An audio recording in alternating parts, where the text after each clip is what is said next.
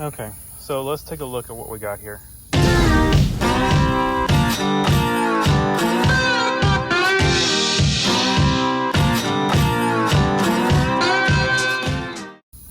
Wiped out the cylinders, of course. 2, 4, and 8 look good. We'll get to number 6 in just a minute. And 1, 5, and 7 look good, and 3 has issues. So let's take a look. So you can see we've got some I can barely feel it, and that's with my glove. But I can feel in here, and I can feel a spot right there. I don't know if it's mostly staining. We're gonna have to get a hone in here. I'll probably use a 3 hone, a stone hone. That little spot right there does not look good. There, doesn't show up as much on camera, but it's got a couple little spots.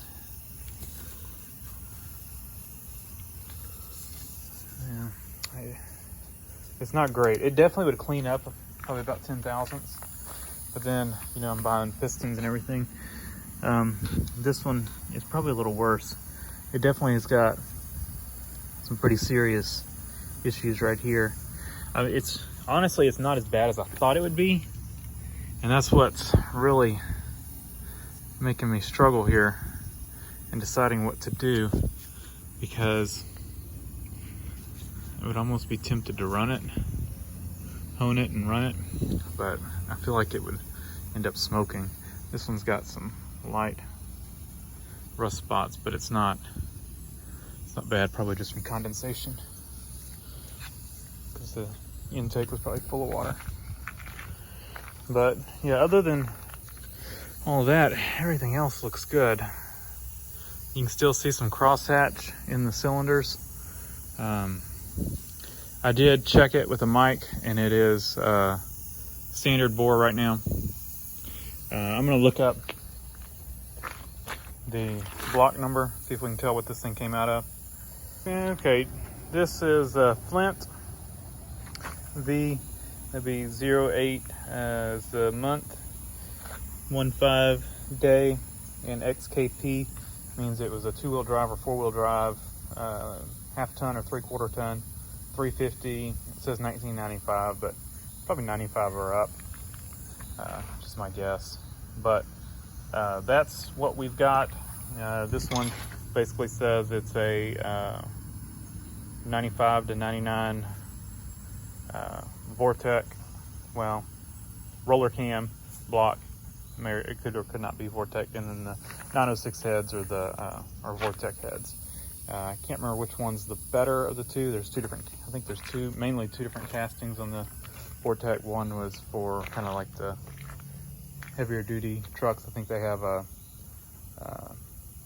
different exhaust seat, if I remember right, that doesn't flow as well, but maybe a little heavier duty, basically. It's been a while since I looked up any of that stuff. So just 2 of the cylinders look not so great. Now on the other ones, they did have water on the other side of the valve. Definitely need to clean that up, but it doesn't look too bad. I don't really see any signs of issues here. The valves all look good. I don't see any indication this thing had a blown head gasket or anything.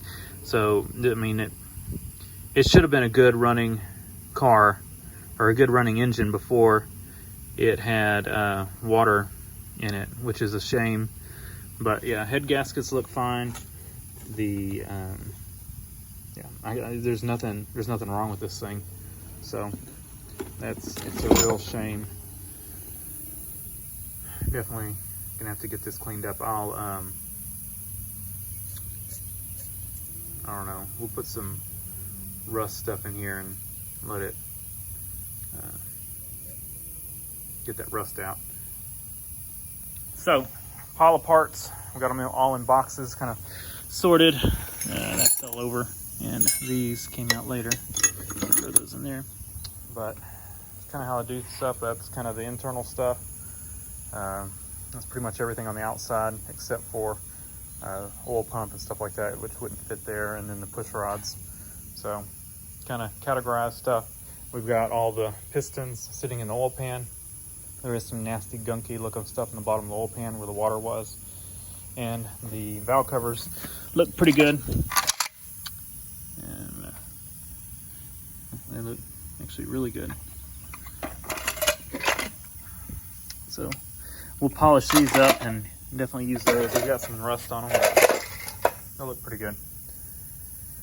Probably get a new timing cover because they say replace it. Single roller. I can't remember if you can run double rollers on these. I don't remember. But we'll figure that out. All right, I fixed the block.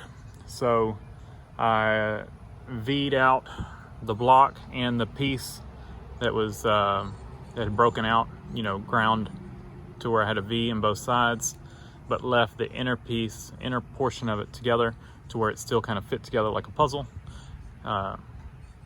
Used some vice grips, clamped it on, tacked it in 4 corners, and then welded up the V, and then just made about 3 passes after just making each pass a little bit larger until I built this up pretty large, you know, extending out this way, just to give it more strength.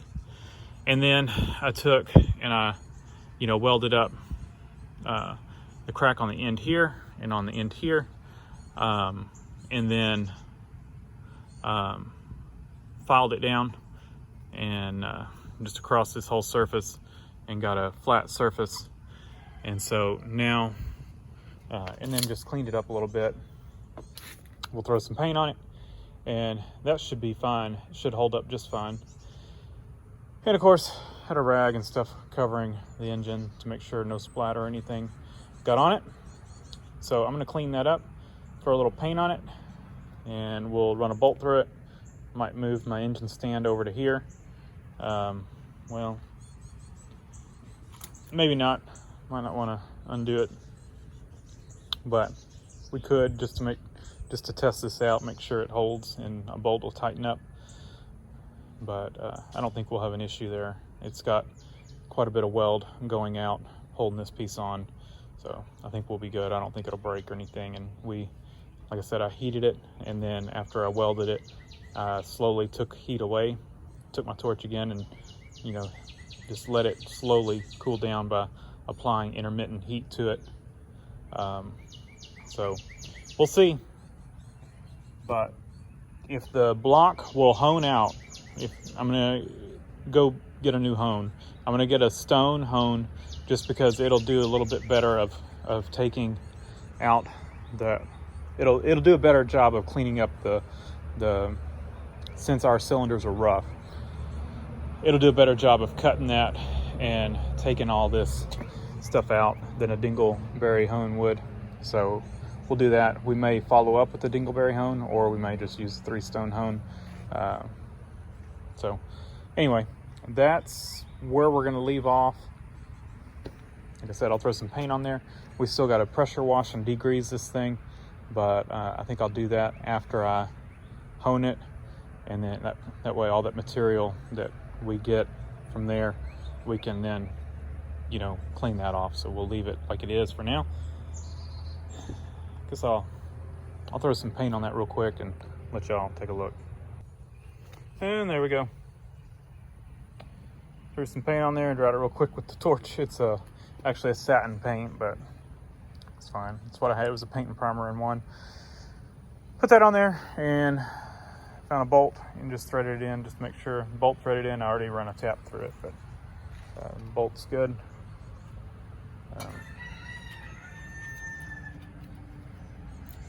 And I tapped it all the way through. So you can see it's coming out clean threads. So saved. All right, so for the heads right now, I've got an acetone ATF mixture in a spray bottle, and I just sprayed that in there to see what it would do to, kind of eat that rust out. But we'll probably end up just pouring some vinegar down the intake ports. It's mainly where all the rust is. And see if should eat that rust out. And then we'll end up at least lapping the valves and put new valve seals in it. The intake manifold, let's take a look at it. It should be fine. I mean, yeah. Just clean it up a little bit, but it looks really good. That alone was worth the price of this engine. And then we'll probably run the camshaft that was in this thing as well. So I think as long as we can hone the cylinders out, we should get by with just bearings and rings and gaskets. I think so. So we'll see. I gotta clean up my mess. Quite the mess. Camshaft's wrapped up in that rag. I'll go ahead and spray it down with some oil as well. And then you can see we got all this stuff there. And crankshaft's right here. What I'm going to do is I need to set this thing up on its end somewhere safe. You should not store them laying down like this.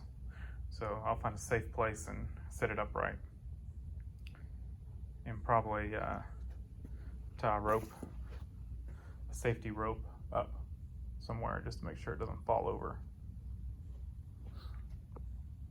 All right, so the numbers on the camshaft, couldn't really find anything. I measured the lift on it. It's like a 323 lift, and I don't know what they ran stock, but it's probably a stock Vortec cam. I can't find specs on it, and so who knows. Trying to decide if we're gonna upgrade. We may just put this back in it. The lifters, I've looked through them, they look good. So we could reuse these roller lifters and just buy a camshaft, but I'm not real sure. You know, Vortec heads, you're limited to like a 450 lift without doing something to address the springs. And now they have the Beehive springs. You can get the Beehive springs and retainers and stuff and use those, and not have to get the machine work done. But you know, that also adds to the cost. So I got to figure out, I need to figure out what my budget is basically. I need to price out all the rebuild stuff. It really depends on how the block comes out. I'm about to hone it and we'll see what that looks like. If the block turns out good, then you know, we may have room in the budget to do some Beehive springs and reset up these heads so we can get some more lift and do a camshaft. Now, and the reason I keep saying that is I want to stick with a roller camshaft. You know, I really don't want to go to a flat tappet. I could, for $100 and something bucks, I could have a, you know, flat tappet camshaft with lifters and everything, but I really don't want to do that. So if we stick with the roller cam, you know, you're between $200 and $300 just for the camshaft. And of course, like I said, we can reuse our lifters. They're in good shape, but you know, it doubles the cost.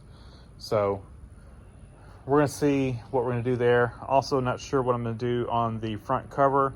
May try to source out a steel front cover from like a TBI truck. Basically, I need a front cover from something that was a one-piece rear main, so that I can try putting that on instead of that cover or another plastic one. And we'll see about maybe doing a double roller timing set, but we'll see. So kind of up in the air on parts, trying to just figure out what's going to be best. And we'll definitely put a new set of bearings in it. Crankshaft looks good. Not gonna have to get it turned or anything. I don't remember if I mentioned it. The bearings themselves look really good, but I'm not gonna reuse bearings for cost that they are. You know, you're talking about for mains and rod, probably 75 bucks. So it's not worth slapping those back in there. All right, let's go over what we got here. So this thing, you know, the crank's been turned and all that, so it's obviously been rebuilt at some point, and it's standard bore. It's on how many miles are on this engine, and you know, it hasn't been bored. And you can see we still got, I mean, I didn't go crazy on these cylinders, just kind of hit them, and some of that might come out. But if you can see, I worked a lot on this one, and you know, some of those scratches are still in it. And you can see our spots here are still in it. I'll have to take my glove off. I feel like I can feel it right there, just slightly. And then you can see it's still, I can feel it there. I feel like, I need to take my glove off, but I feel like I feel something there. And then I didn't hit this one very hard either. I forgot that it had a spot up there, but it's still up there. And you can see the scratching is still there, as well as on this one. And some of those scratches the hone took out over here, but it's still a good bit. And I worked on these a lot. And there, like I said, I didn't hit these too hard just because there's no sense in it if we can't get the two really bad ones done. This one, you can see it's got some rust right there that I didn't notice before. And then this cylinder, you can see we still got quite a few spots on it. And you can see the upper part, this one's definitely the worst.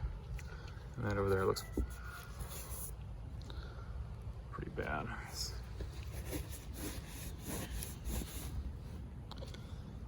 Right there. And this one had some in it as well. You can see. I didn't hit this one very hard. But yeah, definitely, you can see, definitely did not hit it very hard. It's got some glazing still down there. But it does have some rust damage. And then this one just scratches. So I really feel like it needs to be bored over. I may ask around. Chances are by the time y'all see this, I'll have already made a decision, but it's pretty good scratching right there. But yeah, this thing, no telling how many miles are on it, and it is standard bore. So with it being standard bore, I mean, the good news is we can overbore it. We've fixed this issue now, so there shouldn't be any issues with the block itself. So that's good. And I feel like this would clean up. I don't think it's deep enough that it wouldn't, because some of it's already come out with just honing. So I think boring it out, it would clean up and not be an issue.